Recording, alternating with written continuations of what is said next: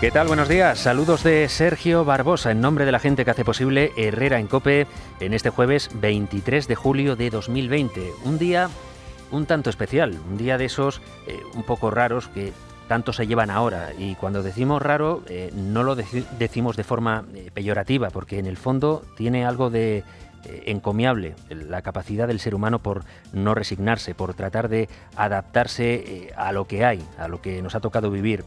Se acordarán ustedes que el 23 de abril se nos fastidió el Día del Libro, con lo que es el Día del Libro en toda España y ya no te cuento en Cataluña con la festividad de Sant Jordi. Bueno, pues el sector se ha puesto de acuerdo para que este 23 de julio haga las veces de 23 de abril.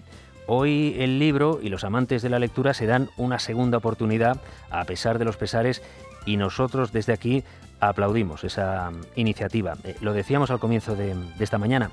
¿Qué hubiera sido de muchos de nosotros durante el confinamiento sin un buen libro con el que pasar las horas y hacer que la mente volara más allá de aquellas cuatro paredes del piso, ¿no? Bueno, pues ahora, 4 meses después, cuando se celebra este Día del Libro bis, es verdad que podemos salir a la calle, pero es verdad también que la cosa se está poniendo inquietante. Y no es que lo digamos nosotros, lo dice la Organización Mundial de la Salud, que ayer hizo una advertencia. No me gusta cómo se está poniendo el asunto en Europa, sobre todo en el sur de Europa, con tanto brote y tanto contagio que no deja de aumentar. Y a que se hacen una idea de qué país del sur de Europa registró ayer los peores datos en cuanto a la pandemia. Pues ya mala suerte, pero sí, efectivamente, España. Tenemos ya 224 brotes, 23 más que el pasado lunes. Y los casos en las últimas 24 horas han vuelto a subir hasta los 730, el peor dato desde mayo. Eso quiere decir que tras el pequeño respiro del día anterior hemos vuelto a subirnos a esa curva ascendente que comenzó más o menos en la primera quincena de este mes. Pero es que, miren, solo Aragón ha aportado 309 casos y Navarra 132. Precisamente un barrio de Pamplona, Mendillorri, se ha convertido desde esta medianoche en el mejor aviso a navegantes. ¿Que no pudo haber Sanfermines? Pues algunos se empeñaron en celebrar, sin guardar la cautela necesaria, unos no Sanfermines. Y del no Sanfermín a la copita, al baile, al cachondeo, pues hay muy poco. ¿Y cómo ha acabado la cosa? Pues con todo el barrio en fase 2 y todos los chavales de 17 a 28 años llamados a filas a hacerse una PCR. Los vecinos, desde luego, tienen claro lo que ha pasado. Mendillorri es un barrio que tiene muchísima población de gente joven. Los jóvenes se relacionan muchísimo entre ellos porque se han criado allí, han ido juntos al colegio, al instituto. Entonces tienen sus bajeras propias donde hacen sus reuniones, se juntan a hacer botellones en el lago. Es verdad que muchos jóvenes se quejan de que les meten a todos en el mismo saco y es verdad que cafres también los hay de más edad, pero es evidente que en general con la juventud hay un problema de disciplina sanitaria que en Pamplona ha quedado plasmado de forma notable. Ya será cosa de los psicólogos o los sociólogos dictaminar si esto es una cuestión de falta de información, un problema de educación o si se trata, yo qué sé, de una especie de venganza freudiana con la que los jóvenes le pasan ahora factura a los mayores por haberles dejado un panorama de precariedad y pocas oportunidades. Los que sepan de eso dirán, pero el caso es que 2.400 chavales y chavalas están convocados ahora en ese barrio de Pamplona para que les hagan la prueba. Y es que el 93% de los que han dado positivo tienen entre 17 y 28 años. Es un ejemplo de lo importante que es concienciar a este sector de la población que ha perdido el miedo al virus y que con su actitud puede causar estragos al resto de la sociedad, en lo sanitario y en lo económico. Miren, Cataluña y Castilla y León, por lo pronto, ya estudian cerrar los locales de ocio nocturno. Madrid dice que como no se tomen medidas en Barajas, piensa hacer obligatoria la mascarilla. En Lérida, a pesar de la experiencia acumulada, 58 personas se han contagiado en una residencia y una de las ancianas ha muerto. Y esto a pesar de que dijeron que todos los casos eran asintomáticos en un principio. Bueno, pues miren, podríamos estar aquí hablando de brotes hasta mañana, pero en la Comunidad Valenciana, por ejemplo, los casos se han incrementado un 61% en los últimos días.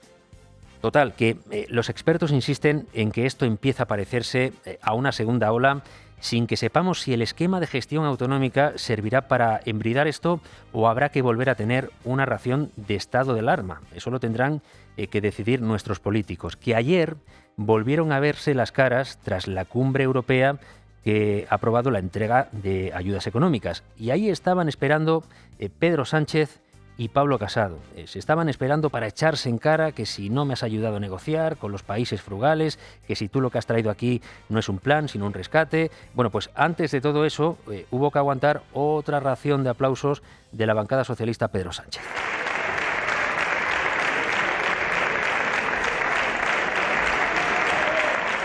Y venga aplausos de los contingentes para que el necesario sienta su calor, que se note que Pedro es nuestro salvador. En Moncloa aplaudieron los ministros, pero faltaban los aplausos de los diputados socialistas que llegaron ayer. Bueno, pues en ese contexto, ya con el calentamiento del aplauso, es cuando el presidente del gobierno y el líder de la oposición tuvieron un cruce de navajas. Las negociaciones han sido extenuantes, el resultado ha sido extraordinario y, señor Casado, su aportación a ese gran logro colectivo europeo y español, inexistente. Ya he regresado con un programa de rescate en toda regla y con un tercio de la piel del oso sin haber conseguido. Y encima se monta un pasillo de aplausos. Oiga, mire, señor Sánchez, España no está para ceremonias de autobombo. Llama la atención que Casado elevó el nivel de crítica al pasar de esto ha sido un buen acuerdo a pesar de no haber hecho los deberes a directamente calificarlo de Bruselas como rescate encubierto. El que no sorprendió fue Sánchez, que tiró de argumento ya manido de es que el PP no arrima el hombro. Claro, que bien haría el gobierno en no culpar solo al centro derecha y mirar también a la banda que le acompaña en esta aventura de la legislatura, porque lo de la Comisión de Reconstrucción ha acabado con un resultado llamativamente precario. El Congreso solo ha aprobado de forma holgada las medidas que tienen que ver con la sanidad o la Unión Europea, es decir, donde se entendió, donde quiso y pudo entenderse con el Partido Popular. En el capítulo de medidas económicas, como el gobierno se apoyó un poco en Ciudadanos, sus socios nacionalistas, los de la banda de la legislatura, lo dejaron solo. Tan solo que se aprobó por los pelos. Y ahora resulta que como un diputado se equivocó, en realidad hubo empate y ahora hay que repetir la votación. Pero es que en el capítulo de políticas sociales, que es donde Podemos había metido toda su mercancía ideológica, todo lo del escudo social, etcétera, etcétera, PSOE y Podemos se han quedado solos y han perdido la votación. Ojo a la moraleja que encierra ese fracaso. Al actual gobierno no le alcanza para sacar a España de la crisis con el modelo de política social que decían iban a imponer. Y eso a pesar incluso de que, al verse perdidos, aceptaron a la desesperada levantar en parte el vergonzoso veto de ayudas a la escuela concertada. Después de que en Bruselas les hayan impuesto condiciones para su política económica, la aritmética parlamentaria en España también le ha recordado al gobierno que de cara a los presupuestos bien haría en buscar el consenso de verdad, con lo que tiene un poco a su derecha, y no solo con lo que tiene a su izquierda o con quienes quieren romper este país. Y ahí el principal problema va a ser el lastre de Podemos dentro del Ejecutivo.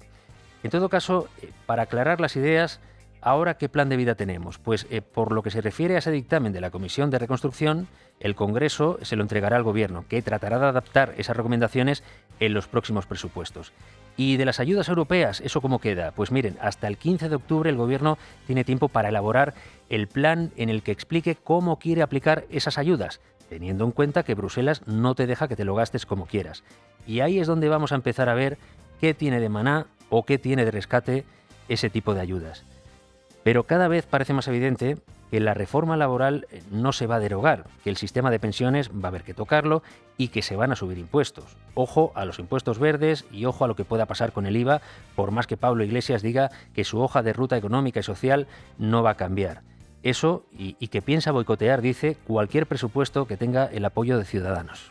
El acuerdo de presupuestos se tendrá que lograr con la mayoría de la investidura. Es legítimo que el Partido Socialista mantenga conversaciones con las formaciones políticas de la derecha, pero creo que nadie somos ingenuos. Un ejecutivo en el que está Unidas Podemos es incompatible con acuerdos en cuestiones trascendentales con los presupuestos con quien está gobernando con la ultraderecha en Madrid, en Murcia o en Andalucía. Es decir, con Vox no, pero con Bildu sí. Pues el tiempo dirá hasta dónde la realidad moldea la intransigencia de Iglesias dentro del gobierno. Por cierto, hablando de Iglesias, un juez está investigando a Podemos por malversación y administración desleal, un asunto de sobresueldos en B y pagos sin presupuesto aprobado que recuerda un poco a lo que tanto han criticado y que motivó la moción de censura que les llevó al poder finalmente. No me digan que no tiene su morbo saber cómo acaba ese asunto que se parece un poco a lo del Partido Popular que tanto criticaron. Y ayer, por cierto, Iglesias